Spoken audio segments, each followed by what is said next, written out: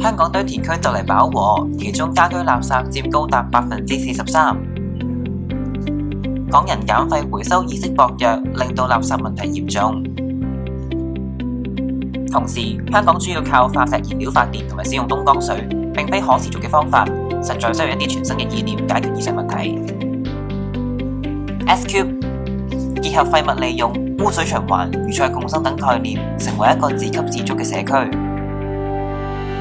垃圾收集系統將廢物分類，唔可以回收嘅將會送到地底焚化爐燃燒發電，免費為住戶提供電力。焚化爐運用 3T 技術，對居民影響減至最低。餘下可以回收嘅包括廚餘會被收集，循環再用。排泄物被送往地下嘅化糞池，產生嘅沼氣將會被燃燒發電，亦都可以將糞便轉成有機肥料。新生水參考新加坡嘅污水處理方法，以低成本淨化後嘅污水可以飲用，連同雨水收集系統實行水循環同埋自給自足。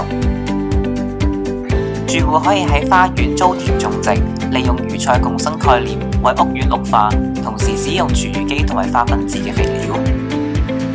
地下大道容許本地居民以較低嘅租金經商，為住戶提供公共空間，亦都可以售賣住戶種嘅農作物。大道嘅頂部採用隔熱玻璃，增加採光度，節約能源。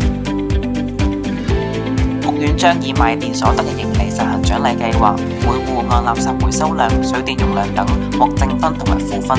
當正分大過負分，住戶可獲減免水費、超市優惠券等獎勵；當負分大過正分，住戶要按用電量交全數電費，鼓勵綠色生活。綠色未來，你我共創。